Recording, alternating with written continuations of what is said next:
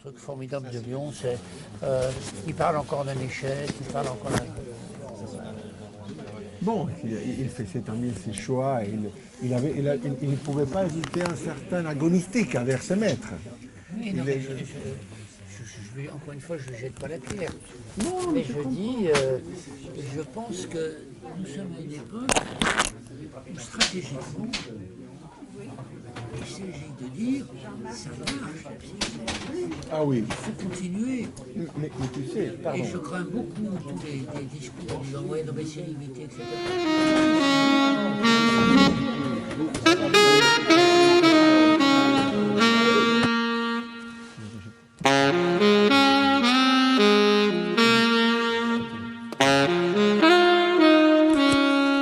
Je prends la parole. Écoute, allô, c'est vivant encore? Il faut que tu sois vert. Oui, sévère encore. Si t'es vert, alors Je suis sévère, non, vert. Non, mais ça ne marche pas. sévère. C'est ça.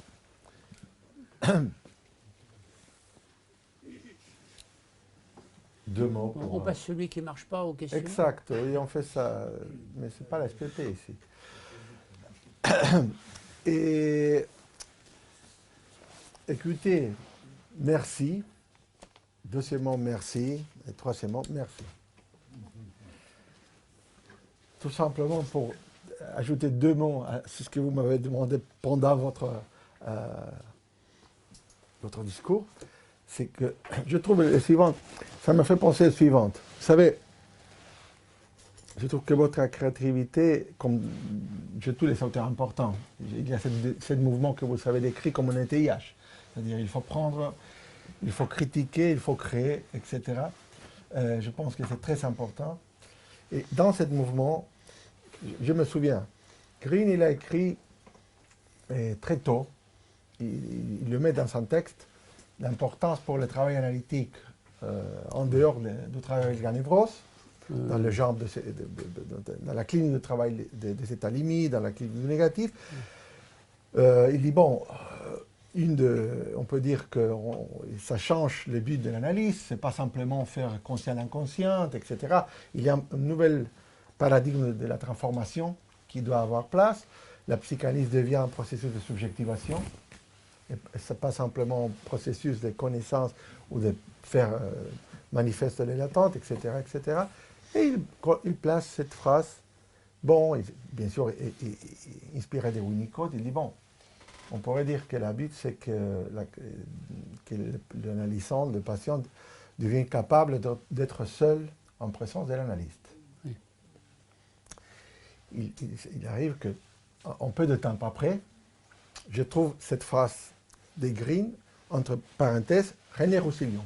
C'est lui qui écrit. Alors je dis, mais André, pourquoi tu avais déjà écrit sur ça. Oui.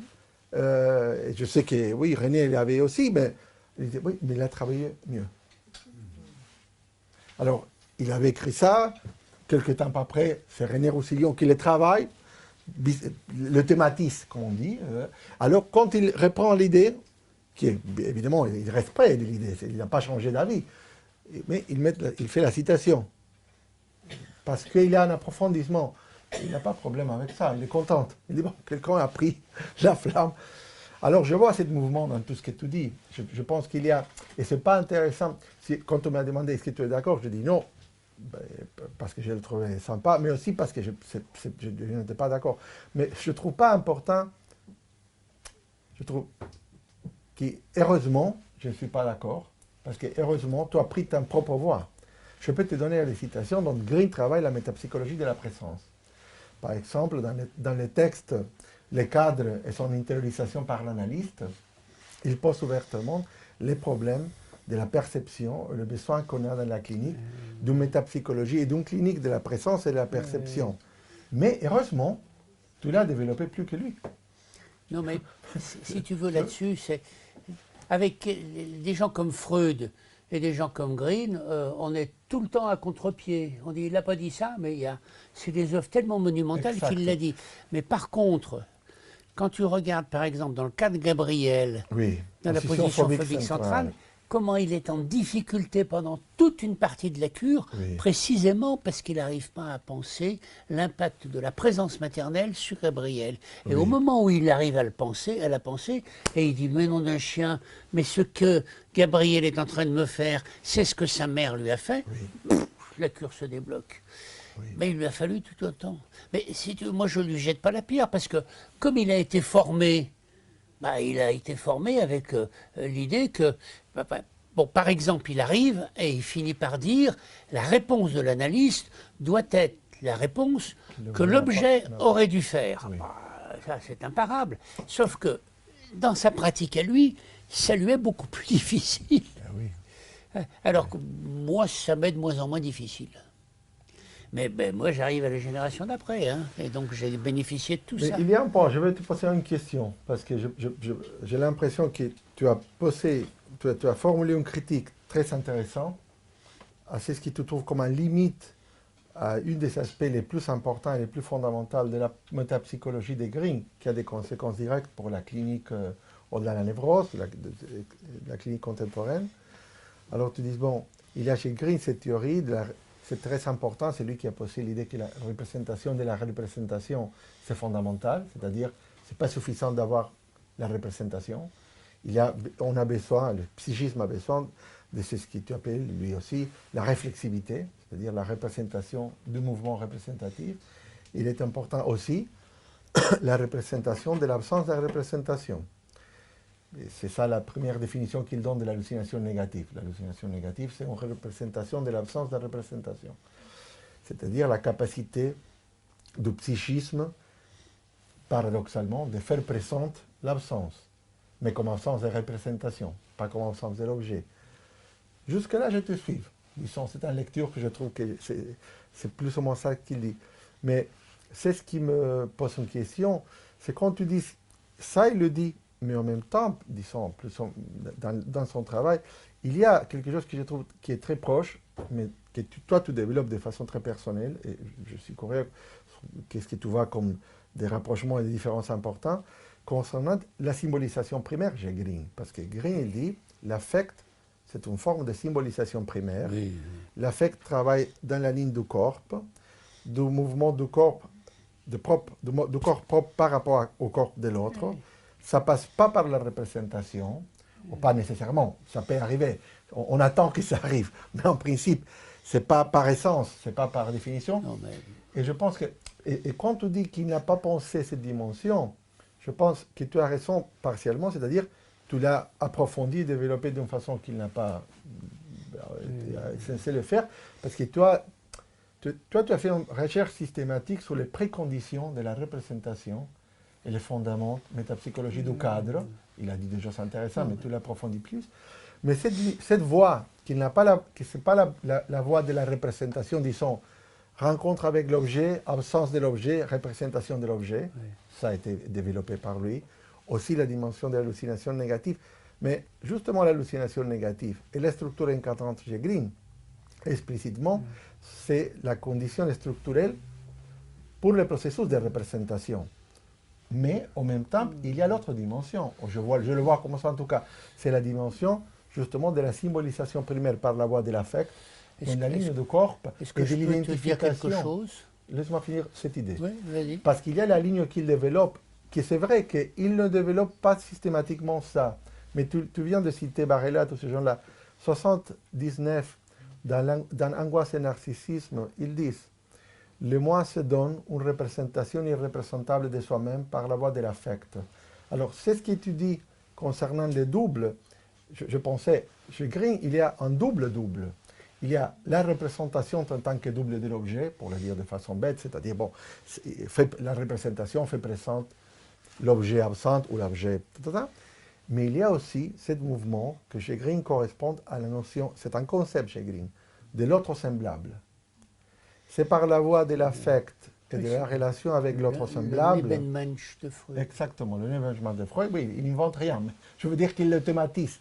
Et il thématise, et il dit qu'au fond, s'il faut choisir, pour le dire comme ça, les fondements dernière, il ne dit pas exactement ça, c'est là, c'est-à-dire c'est par la voie de l'autre, c'est par la voie de l'autre semblable le travail du miroir, évidemment inspiré chez Winnicott, hein, et qui les sens émergent dans la psyché.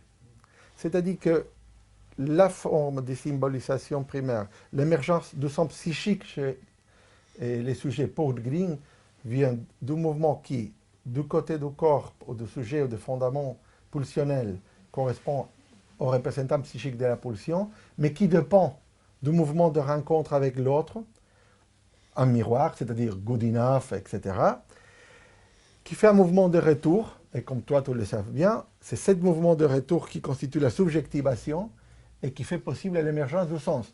Mais ça ne correspond pas au niveau nécessairement de la représentation. Ça existe pas pour lui au niveau de l'affect aussi. Je trouve là qu'il y a des différences fécondes. Oui. Alors, d'abord, j'ai dit tout à l'heure que moi, je veux dialoguer avec Green sans être trop proche de lui.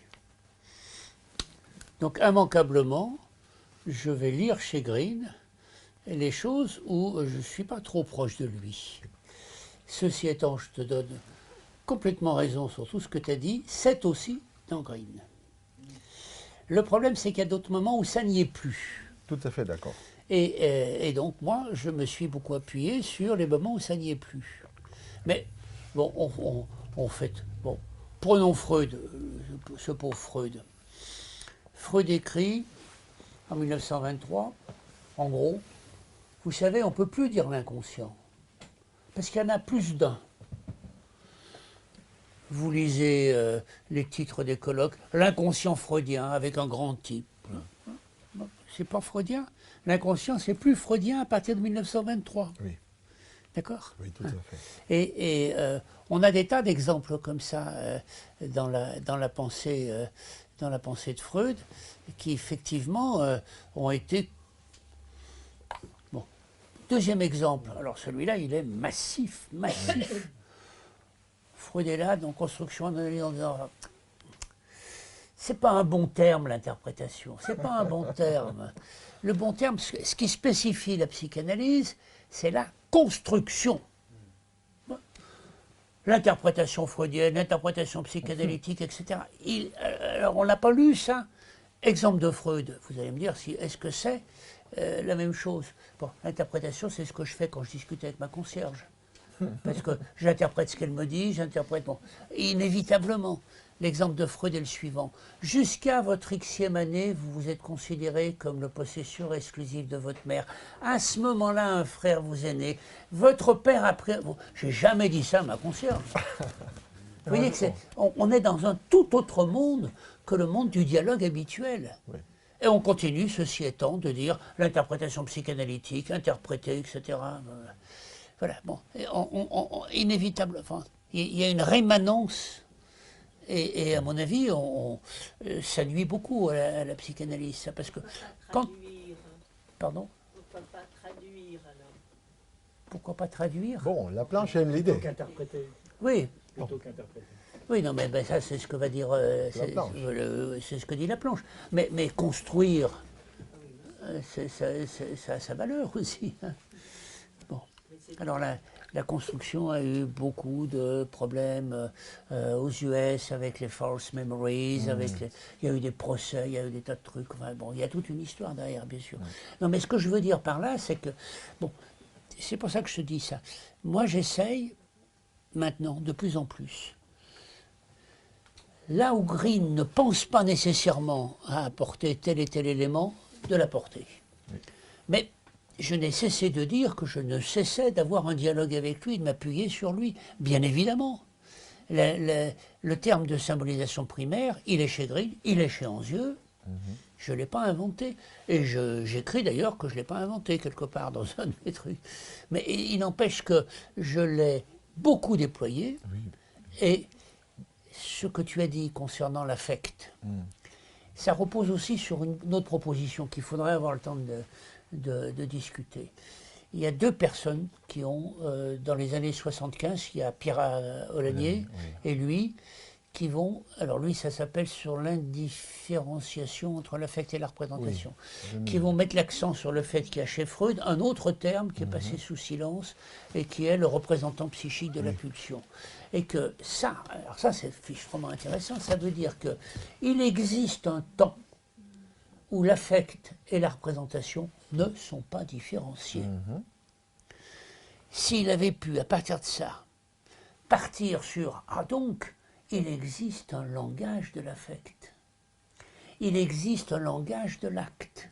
Il existe un langage mimo-gesto-postural. Il existe un langage du corps. » Freud, 1913, l'intérêt de la psychanalyse. Oh, quand je veux dire langage, je ne parle pas simplement du langage verbal, mais je parle du langage du rêve, le langage du rêve. Et puis il va continuer avec la psychose en disant non mais alors même dans les trucs les plus abracadabrants chez les psychotiques, et là il va introduire une idée qui mériterait qu'on s'y arrête sacrement. Il dit ah oui, oui, non mais ça c'est non abouti. C'est-à-dire quelque chose qui s'est arrêté en route.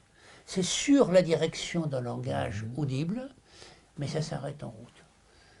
Ça mériterait qu'on réexamine un certain nombre de choses de la psychose avec des termes comme ça. Oui, bien sûr. Alors, juste un mot, parce que Tenez. Voilà. j'ai pas j'ai pas la possibilité de rester encore jusqu'à la fin de. Mais on va s'arrêter l'échange. bientôt. Hein. Oui, On va halluciner négativement.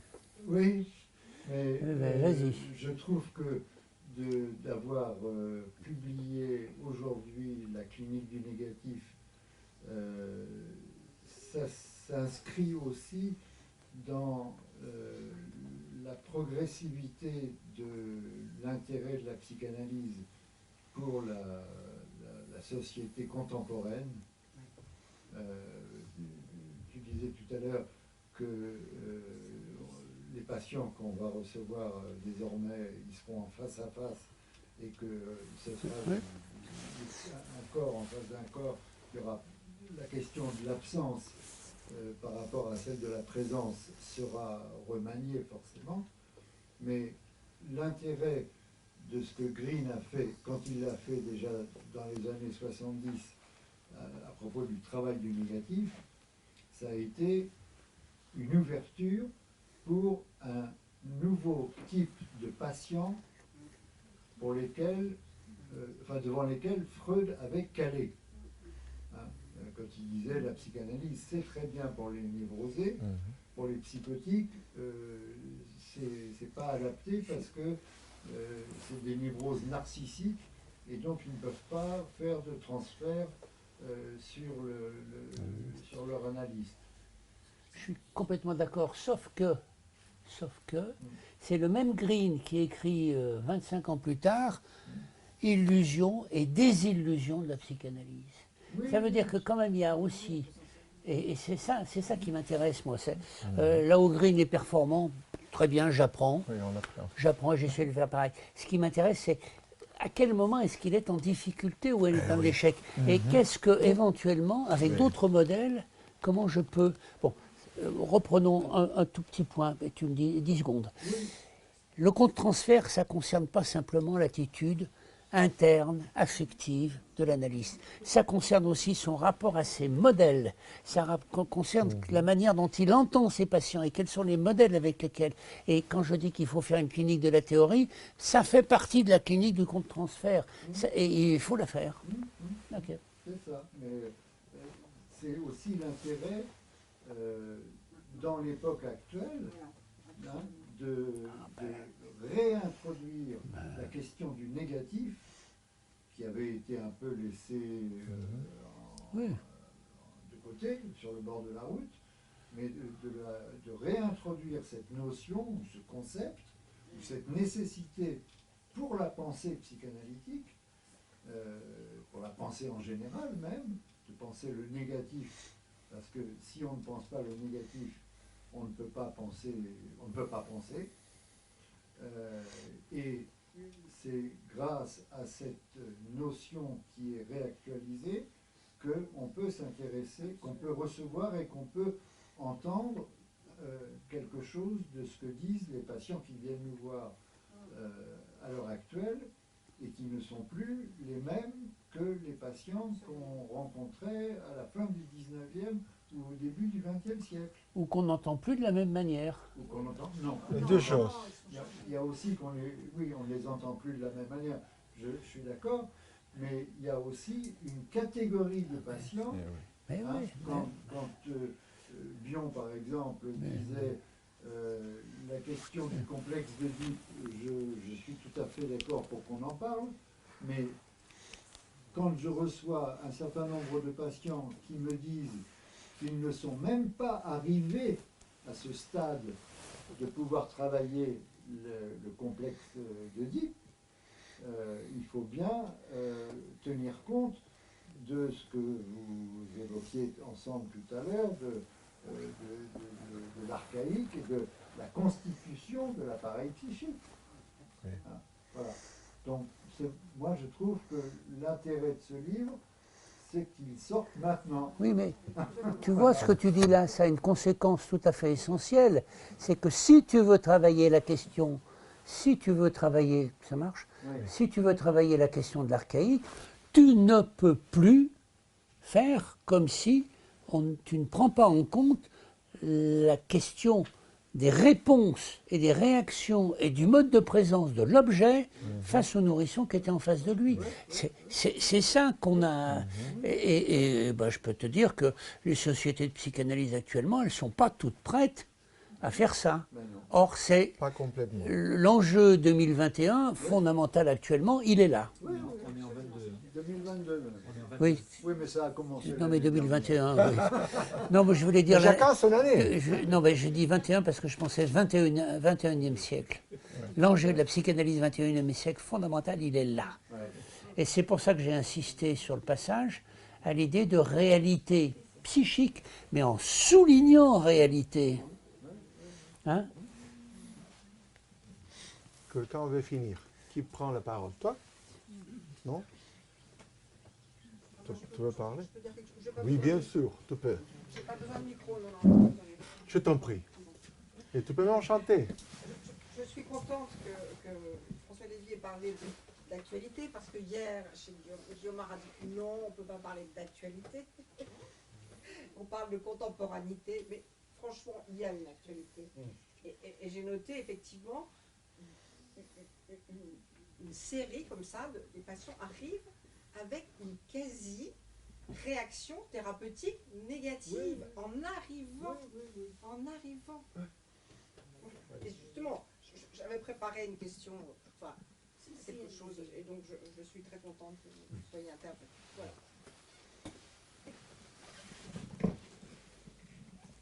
Il nous reste quelques minutes. D'autres questions? Oui, ici.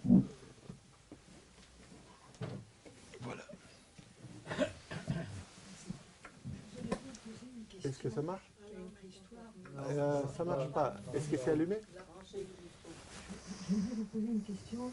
Il y a une préhistoire, mais je vais parler de la préhistoire très rapidement. Il y a quelques années avant la mort de Green, un de ses interlocuteurs était Jean-Claude Roland.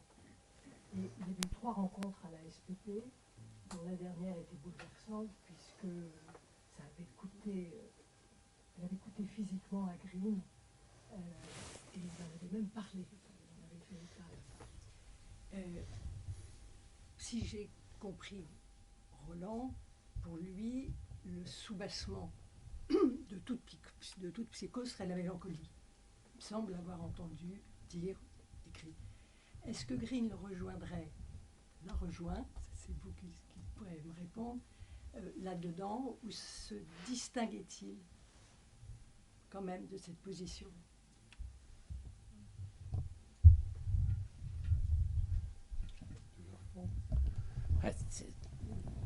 Jean-Claude Roland est lyonnais. Hein.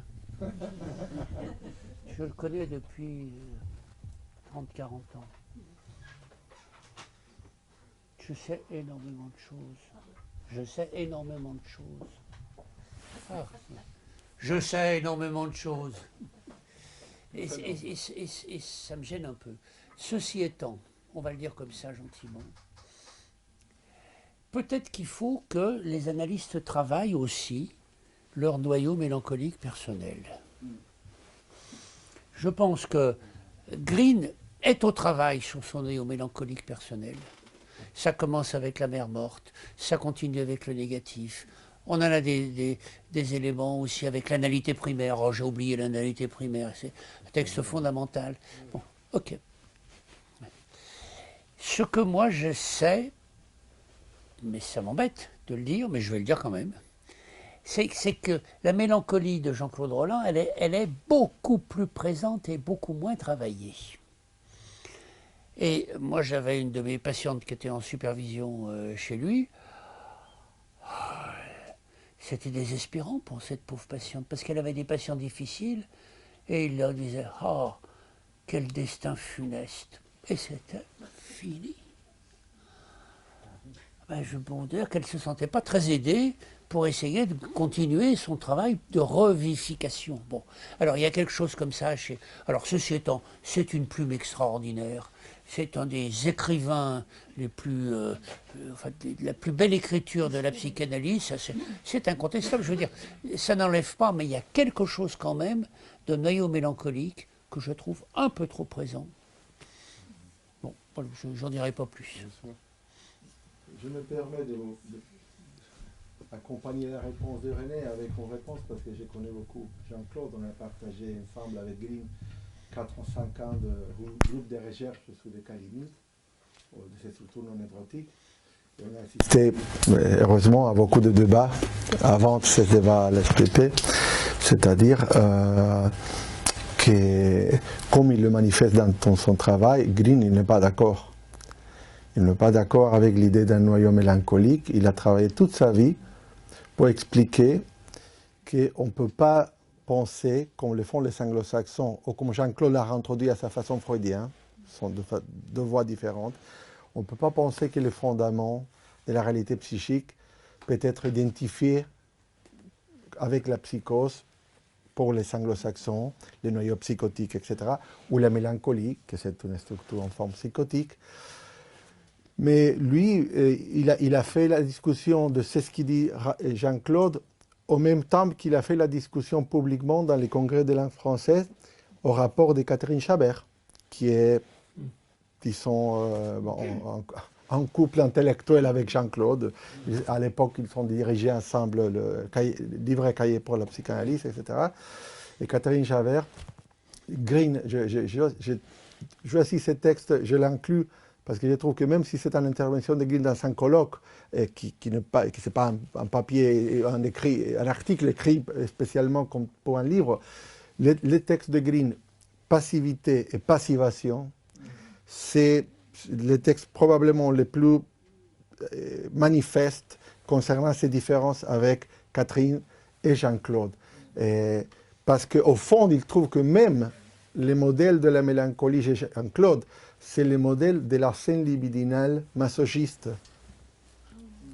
Et les modèles, c'est le masochisme tel qu'il est développé par Freud et répété par nos chers collègues dans Un enfant est battu. C'est ça la traduction française. Un enfant est battu. Et dans ce texte, Green déconstruit en démontrant que, par contraste à ce qui vient de développer René Roussillon, je trouve que de ce point de vue, bon, ce sont des options assez différentes, parce que je trouve que chez Roussillon, il y a surtout, pas seulement, une mise en question, une recherche permanente, non seulement de l'archaïque en général, mais de au-delà et le en-deçà du principe de plaisir. Par contre, chez Jean-Claude, qui est brillante, qui écrit très bien, qui est un clinicien formidable, qui m'a pris immensement, au fond, il y a un scène libidinale. Et il le dit très bien. Et j'ai appris ça, je le garde dans ma clinique. Il dit toujours, on a eu une discussion avec les Anglais, des patients trop traumatiques, mais alors le trauma 1, B, 2, archaïque, et finalement il dit et c'est formidable. Hein. Il dit bon, mais il faut trouver, ou au moins il faut chercher, la scène libidinale derrière le trauma. Parce que le patient, il reste vivant. Ça veut dire qu'il y a encore de la psychosexualité. Alors ça pour dire que c'est pas question de choisir, de dire ah bon, c'est vrai, la destructivité, c'est fausse la libido, ou à l'inverse, mais je pense que ce débat, c'est très riche, mais que Green, il a pris parti clairement contre cette position, qui était inspirée, je pense, au fond, par Pontalis. Hein, c'est Pontalis qui est derrière. Par la planche aussi. Enfin, La planche, il n'a pas une clinique au-delà de la névrose. Non, mais la planche a beaucoup. Je prends le micro. Oui. La planche a beaucoup insisté là-dessus. Il a changé dans les dernières années parce que la planche a fait quelque chose que n'a pas fait Pontalis et que n'a pas fait Jean-Claude Roland, c'est qu'il s'est penché sur la toute première enfance. Mhm. Et il a préfacé un livre de Martin Dorn qui s'appelle Psychanalyse et première enfance, où on passe en revue toutes les théories psychanalytiques à l'aune de tout ce qu'on sait maintenant sur la première enfance. Et ben, j'aime autant vous dire que ça décanille. Hein. La seule qui tient la route, c'est Winnicott. Mais Winnicott, c'est 70 000 consultations de pédiatrie. 70 000. On dit moins de conneries. Mais non, mais je veux dire, c'est quand même relativement intéressant. Alors,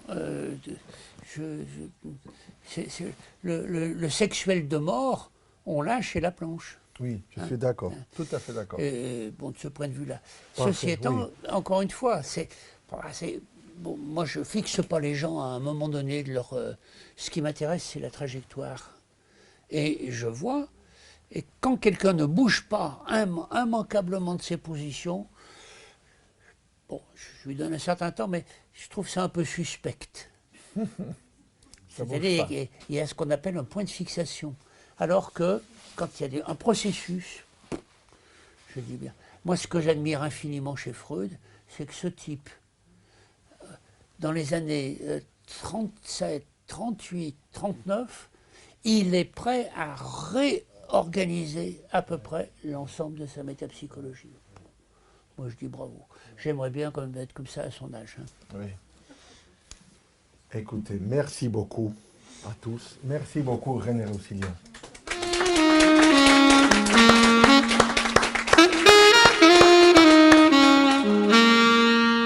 C'était sympa finalement. Dans le